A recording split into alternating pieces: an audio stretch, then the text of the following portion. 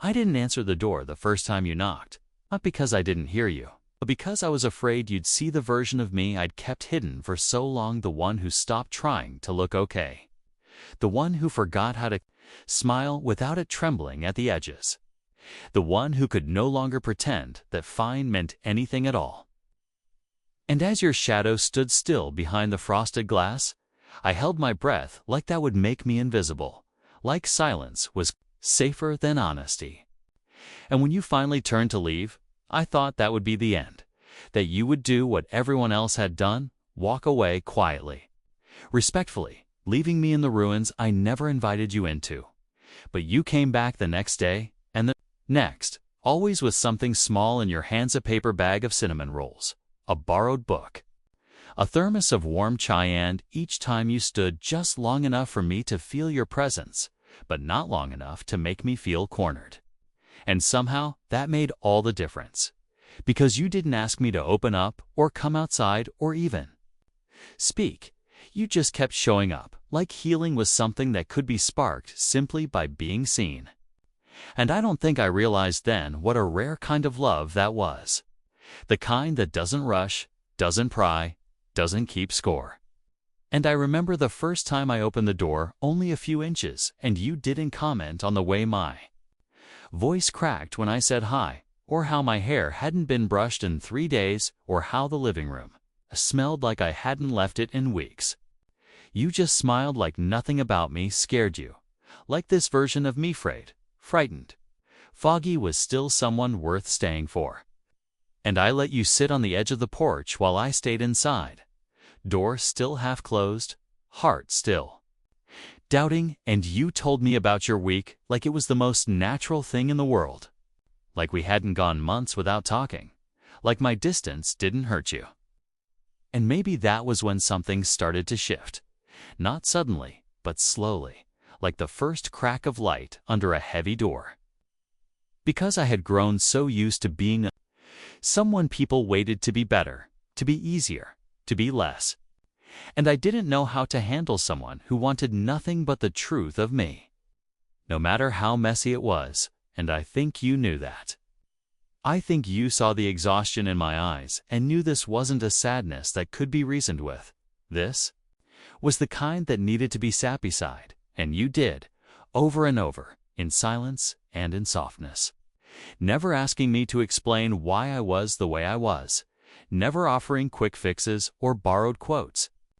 Just being there, like your very presence was a salve, like stillness was the only language I needed. And maybe that's what love is, when it's real, not grand gestures or big words, but quiet consistency, a hand on your back even when you flinch, a voice that doesn't rise when yours disappears, a friend who never once makes you feel like their affection is conditional on your improvement. And every day that you came back, every morning, I found a little something on the porch. Note, a blanket. A memory you thought I'd like. I began to believe that maybe I didn't have to be fixed to be loved. Maybe I didn't have to be bright to be held. Maybe I could be exactly as I was and still be chosen, still be worthy, and that terrified me more than anything else, because when you've built your worth around how well you perform your healing, what happens when someone sees behind the curtain and stays anyway?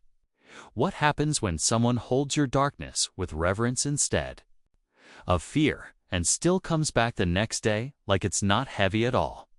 And so I started unlocking the door a little more each time, letting in more of your voice, your laughter, your light, and with each inch I gave, you never took a mile, you just matched it with grace, with patience, with the kind of loyalty I didn't think existed outside of childhood books and half-remembered dreams. And maybe that's the part that wrecked me most gently. You never asked me to be better, only real. There was something almost unbearable about how gently you asked if you could come inside that afternoon. Not because the question itself was heavy, but because it came without expectation, without pressure, just a softness that waited for the answer, like it would never be held against me. And I almost said no again, not because I didn't want you there, but because I didn't know how to let someone into a space that had learned to survive without light, that had memorized the weight of my silence like it was furniture. But you stood there with your hands in your pockets, eyes kind, not searching, or scanning for signs of improvement like others had done before. And I remember how my fingers hovered over the latch for a full minute before I turned it, as if releasing the lock might also release something in me that I hadn't been ready to let go of. And when I opened the door fully for the first time, you didn't say a word about the scattered laundry or the untouched dishes or the stack of unopened mail sitting like a monument to everything I'd been avoiding. You just stepped in quietly, like you were stepping into a sacred space, careful not to disturb the stillness, and I think that's when I knew you weren't here to fix me. Because people who come to fix bring blueprints and measurements and timelines, but you brought presence, breath, warmth. And you sat on the edge of the couch without asking to be entertained or comforted or reassured. And I stood there not knowing what to do with a version of you that asked for nothing, offered everything, and I wanted to say thank you. Wanted to say, I don't deserve this. Wanted to say, please don't leave when it gets worse again. But the words tangled somewhere in my throat, and instead I just nodded, and you nodded back like that was enough. Like we were learning each other's language in silence. And I watched as you took a sip from the coffee you brought for yourself. Eyes scanning the room not for judgment, but for rhythm, like you were trying to understand how the space held me. And it felt strange how normal it became, your presence in my home. Your footprints soft across my grief, your voice like the hum of a lullaby I hadn't heard since childhood, and days passed, then weeks, and you kept returning. Never once asking me to try harder or be more productive or get over it. Never once making me feel like your care was earned, or conditional, or at risk of disappearing. And one night when the power went out during a storm and the world outside sounded like it might fall apart, I lit every candle I could find, and you helped me gather blankets like we were kids building a fort to keep the monsters out, and you didn't ask why I was shaking. Didn't flinch when I told you storms reminded me of things I didn't know how to name. You just pulled the blanket around our shoulders and said, then let's not name them. And I swear something inside me broke open in that moment. Not the kind of breaking that hurts, but the kind that lets the light in. The kind that only happens when someone sits in the dark with you long enough that it doesn't feel scary anymore. And I realized that I didn't have to be anything other than what I was right now to be worth staying for. Didn't have to tidy my trauma or mask my melancholy or rehearse my responses just to be worthy of being seen. And that truth terrified me and comforted me all at once. Because if you saw me like this and still chose to stay, maybe I wasn't broken. Maybe I was just becoming. And no one ever told me that becoming is messy, is quiet, is slow, is full of returning to yourself again and again through the kindness of another who holds space for the version of you that no one else saw as lovable. And in that flickering candlelight, with the wind howling and your shoulders steady against mine, I started to believe that maybe I didn't need to be fixed too. Deserve a hand to hold. There was a morning when I almost told you not to come back. Not because you'd done anything wrong, but because I felt myself starting to depend on you in ways I didn't know how to name. And I panicked at the thought that maybe you'd start to see how heavy it really was, how even the quiet moments with me weren't always peaceful. Just muted echoes of a storm still circling under the surface. And I didn't want you to feel responsible for holding that storm at bay. I didn't want you to stay just because you were kind. And the idea that your kindness might one day turn to obligation made something inside me want to disappear before I could ruin it. Before I could make you tired of me too. But then you texted that morning and simply said, I'm bringing that weird oat muffin you liked, and it made me laugh through a headache I hadn't earned. And when you walked in holding a brown paper bag like it was a peace offering, I realized you weren't coming because I needed saving, you were coming because You wanted to, and somehow that made all the difference, because love that is freely given doesn't require performance, doesn't tally kindness like currency. And I was still learning how to believe that, still learning how to let you see me without editing myself, still learning how not to shrink the moments when I felt too much or said too little or needed more than I could reciprocate, and you never once made me feel like I had to earn your patience. Never once made me feel like being in progress was a burden, and it's strange, isn't it? How someone can change the shape of your loneliness without ever trying to fix it, just by being near, just by letting it breathe without shame. And I remember one afternoon when we were sitting side by side on the floor because I didn't have the energy to clear off the couch. And I asked you if it ever felt like the world was moving without you, and you said all the time, like it was the most normal thing in the world. And for the first time, I didn't feel broken for falling behind. I just felt human, and I don't. Think you know how many times your simple honesty stitched something closed in me that I didn't even know was open? How many times your presence made the silence feel less like punishment and more like peace? And one day, I asked why you kept coming back when I had so little to offer. And you just shrugged and said maybe that's not how friendship works. And I've carried that with me every day since, because no one had ever made it sound so simple and so true all at once.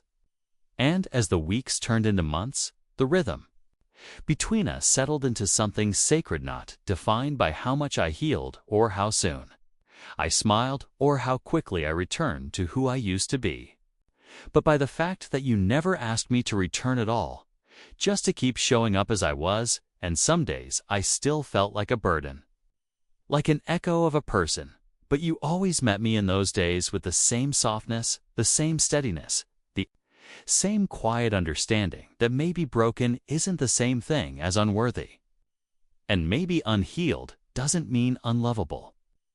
And every time I looked at you, I saw not someone trying to rescue me, but someone standing beside me while I learned how to rescue myself. And that, more than anything, is what kept me breathing when everything else felt too far away. There was a night I didn't plan to survive. Not because I wanted to disappear forever, but because I was tired in a way that sleep couldn't touch. In a way that felt cellular, ancestral, like I had inherited a kind of ache that no one had ever taught me how to put down. And I didn't tell anyone, not even you, because I didn't want to see the look of fear in your eyes. Didn't want to add another weight to your already full hands. And maybe I believed on some level that if I disappeared slowly enough, no one would notice until it was too late, and there I was, sitting on the edge of the bathtub with the tap running and the lights off and my phone in my hand but turned face down. And I stared at the grout between the tiles, like maybe the cracks would speak back to me, like maybe the brokenness would confess something I hadn't been brave enough to admit. And then your voice came from outside the bathroom door, not loud or panicked, just your usual gentle tone saying my name like it had all the time in the world. And I don't know how long you had been knocking or texting or waiting in the living room, but when you said, "Can I come sit with you?" it broke something in me so quietly that I didn't even notice the tears until they hit my hands. And I unlocked the door without a word, and you stepped into the dark and didn't ask questions or turn on the light. You just slid down the wall beside me, knees pulled up, arms resting on your thighs, like we were kids hiding from something we couldn't name. And in that stillness, I felt the storm shift, not disappear, not dissolve, but shift, just enough for me to breathe again, just enough to know I wasn't alone in it. And I think that's what saved me, not a dramatic rescue or a grand gesture, but the soft, sacred way you just stayed, like staying was enough, like I was enough, even in that moment, even as a shadow of myself. And after a long silence, I whispered, "I don't know what's wrong with me." And you reached for my hand and said, "You don't have to know." And those 5 words were the first time in a long time that I felt like maybe I didn't have to carry every answer to be worth loving. Maybe I didn't need to be solved to be kept. And we stayed there for hours, not moving, not fixing, just being. And I think that was the night I began to believe that love doesn't leave when it gets dark. It leans in, it listens, it lingers in the spaces no one else dares to enter. And in the days that followed, you never once mentioned what had happened. Never treated me like I was fragile or unstable or in debt to your kindness. You just kept showing up, the same way you always had. Like nothing about that night changed your view of me, and I think that's what made it feel real.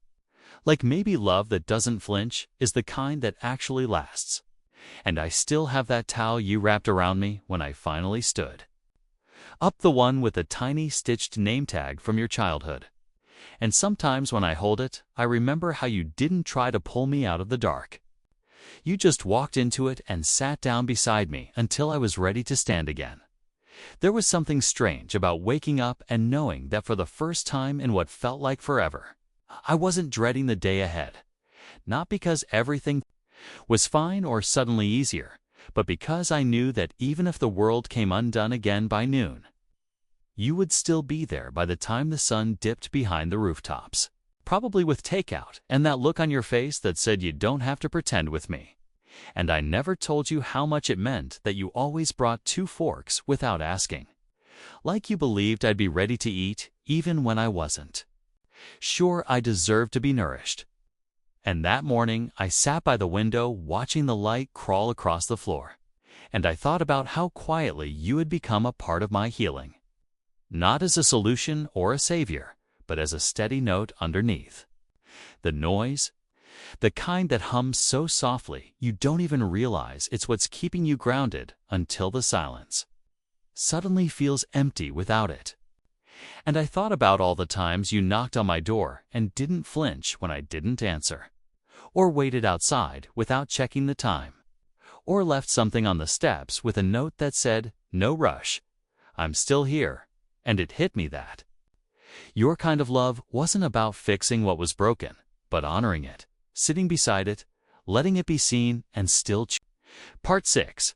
The friend who never needed me to be fixed to stay there was a soft kind of terror that came with the realization that I had started to look for you in my good days too. Not just the dark ones, and that scared me more than I could say, because it meant your presence had become something more than a safety net. It had become a part of my rhythm, my reason, my quiet joy. And joy was always the hardest emotion to trust after so much grief, because it felt like borrowed time. Like something that would be taken back the moment I believed in it too much. But there you were, that morning, jacket unzipped, headphones hanging around your neck, hair still wet from a rushed shower, smiling at me like I wasn't fragile. Like I wasn't a house still under construction. Like I was just me, here, now. And whole in your eyes even when I didn't feel it in my bones. And we drove nowhere special that day. Just down the roads that wrapped around our part of town like memory trails. Past the old high school and the corner store and that cracked sidewalk we once tripped over on purpose just to feel something during a year that tried to numb us both. And I watched you as you drove, one hand on the wheel, one out the window like it was trying to catch invisible stars, and I wanted to ask how you made peace with people leaving. How you kept opening your heart when the world kept giving you reasons to close it, but I didn't need to ask because your answer was always in the way you stayed. In the way you laughed, like you still believed in softness. In the way you listened to the same song 5 times in a row just because I said I liked the way it made me feel less alone. And we stopped for gas and you came back with snacks I hadn't asked for but secretly hoped you'd remember I liked. And you handed them over like it was nothing, like it was just what friends do. But I held that small moment like a sacred offering because I knew how rare it was to be seen in the details, to be remembered in the quiet ways. And when we parked by the lake and climbed onto the hood of the car, the sky was that perfect shade of blue that only exists for a few minutes before dusk. And you said, "I think I like it better when you talk," and I laughed, surprised. Because I hadn't realized I was talking more lately, Hadn't realized that my voice no longer felt like a stranger in my own throat. And you grinned and added, "But I also liked it when you didn't." And I knew then that you didn't love me. Because I was getting better, you loved me because I was honest, quiet or loud, present or distant, whole or not tanned. I wanted to tell you how much that meant. How you had become the place I returned to without fear of being too much or not enough. But instead, I just leaned my head against your shoulder and whispered, "Thank you." And you didn't say anything back, just leaned into me a little more. And that was all I needed. There was a moment, one quiet Sunday afternoon, when I looked over at you, curled up on the opposite end of the couch. Legs tucked beneath you, your head resting against a pillow you brought from home because you said my couch pillows were emotionally cold. And I felt a kind of peace I hadn't known in years. Not the loud kind that makes your heart race, but the kind that feels like exhaling after you've been holding your breath for so long you forgot what it meant to breathe without fear. And I think that was the moment I realized I had built something with you, not on purpose. Not with plans or promises or declarations, but gently, accidentally. Like we had both placed one brick down every time we chose to stay in each other's storms. And now here we were in a house neither of us had drawn, but somehow both belonged. 2. And you were reading a book you'd already read before because you said it felt different the second time around. And I was pretending to watch a movie I'd seen too many times because it reminded me of when I used to feel safe in silence. And neither of us needed the other to talk, to entertain, to perform anything at all. And that was the magic of you. Made the ordinary sacred, the silence beautiful, the stillness enough. And I kept glancing over at you, not because I needed you to do anything, but because the presence of someone who sees you without turning away is something your soul can't help but reach for over and over again. And I thought about how many versions of myself you'd met by now, the exhausted one, the numb one, the scattered one, the one who didn't know how to cry until you handed them permission with a glance and a gently offered tissue. And you had stayed through all of them like they were all equally deserving of your time. And that shattered every belief I had held about needing to be more, needing to earn space, needing to shine in order to be seen. Because you saw me most clearly in the moments I had nothing to offer except presence, and you never once made me feel like I had to apologize for the weight of being human. And when you reached over to toss me a blanket with one hand still holding your book open and said you always forget, you're allowed to be comfortable too. It hit me in that strange, quiet way where a sentence becomes a memory the moment it's spoken, and I pulled the blanket over my lap and nodded like I wasn't tearing up a little behind the way I smiled. Because that was what you did. You reminded me I could rest, I could soften, I could exist without explanation, and it was such a foreign kind of safety that I didn't know how to hold it at first. Like someone offering you a warm coat after years of bracing against the cold alone. And you didn't ask what I was thinking, didn't try to pull anything out of me. Just let me sit there under the weight of that softness until I could carry it without fear. And when you finally stood to leave because you had dinner plans and I had learned by now not to panic when you walked away, I followed you to the door and you said, "I'll be back Tuesday." I said, "I know," and for the first time, I really did. There was a late autumn evening when the air had just started to turn sharp around. The edges and the trees looked like they were letting go of everything with such grace, it made me wonder why I clung so tightly to what hurt. And you showed up at my door with that oversized hoodie you always wore when you were pretending not to be cold and a bag of roasted chestnuts, you said, smelled like nostalgia. And I let you in without hesitation. Which still surprised me sometimes how easily I had started to open the door. How natural it felt to let you into spaces I once guarded like a wounded animal. But that night, something felt different. Not bad, not tense, just quieter somehow. Like the stillness between us was holding something neither of us knew how to say out loud yet. And we didn't turn on the TV or play music, we just sat there. both staring into the middle distance like we were waiting for the silence to say something first. And eventually you asked me if I ever thought about what it would be like if one day things didn't feel so heavy anymore. If the ache I carried like an heirloom didn't wake me up at 3 a.m. with its teeth in my chest. And I said I wasn't sure I could imagine that kind of lightness. That maybe some of us were built to hold the quiet kind of pain that never fully goes away but softens with time and hands that don't let go. And you nodded like you understood without needing to agree or correct. And I loved you in that moment more than I'd ever loved anyone. There was a morning in early winter when I found myself watching the frost form, delicate veins across the inside of my window, and thinking how even cold can be beautiful when you stop resisting it. And I don't know why that moment reminded me of you, but it did. Maybe because you were the first person who didn't treat my winters like something to escape, who didn't try to paint my storms in brighter colors or offer sunshine when what I needed was someone to sit with me under the gray and just be still. And I had woken up from a dream where I was drowning in a room full of people who kept telling me to swim harder. And I remember how in the dream you never said a word. You just waded in without hesitation and took my hand like it was the most obvious thing in the world. And even after I woke up, I could still feel that touch-solid, warm reland I pulled my blanket tighter around me, and thought how strange it was that someone else's presence could become part of your survival. Not because you asked them to carry you, but because they chose to walk beside you long enough that their footsteps carved out a path when you couldn't find one. And that day when you came over and sat cross-legged on the floor with your back against the wall like we used to do in high school, you told me you'd been thinking about how some friendships aren't loud or flashy or full of constant updates. They're just true.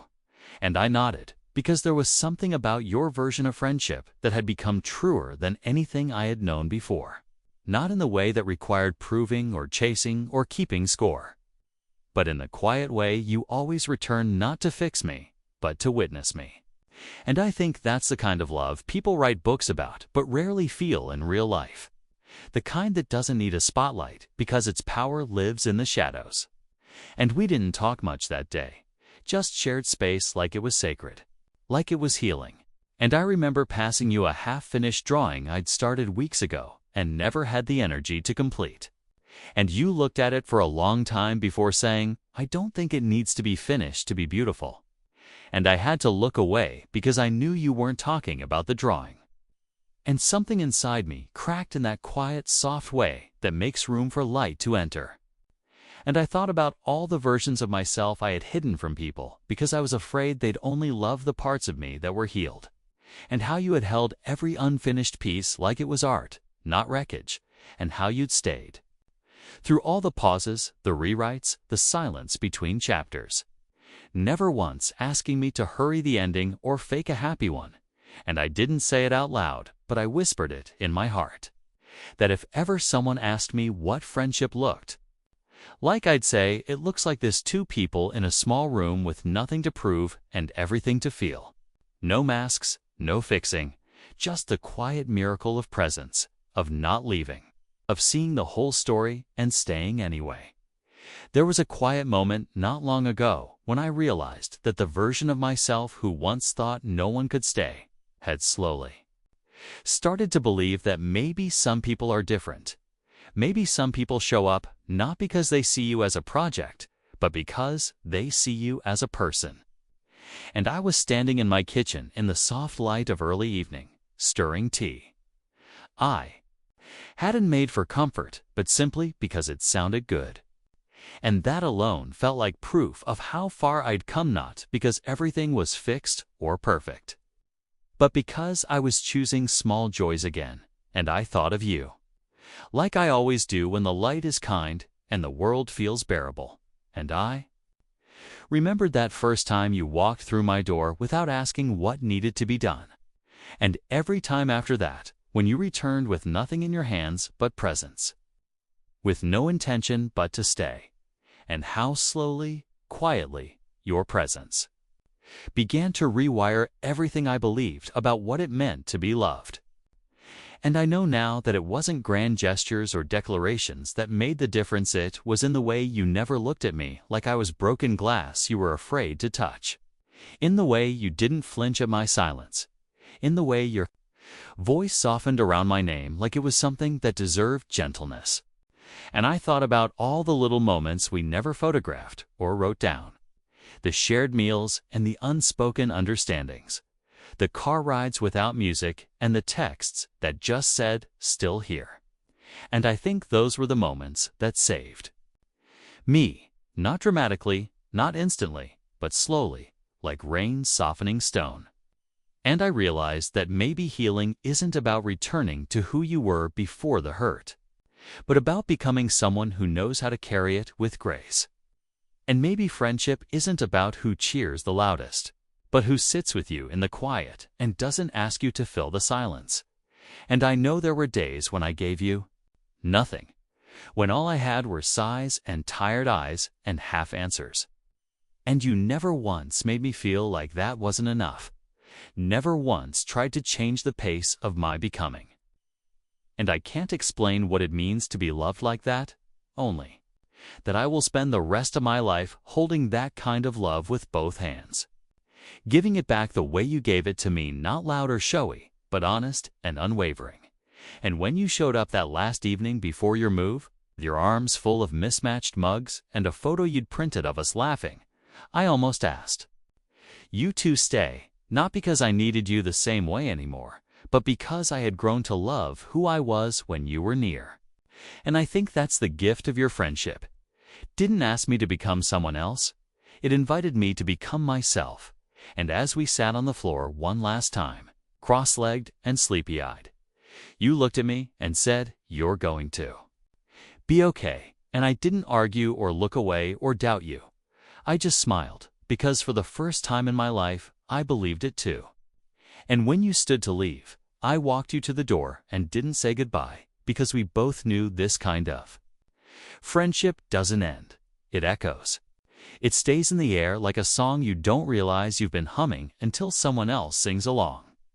And I closed the door softly behind you, not with grief, but with gratitude. With the quiet joy of having been loved exactly as I was. And I returned to the kitchen, to my cup of tea, to my soft life, and whispered to the silence you once filled, "Thank you for staying until I could stand."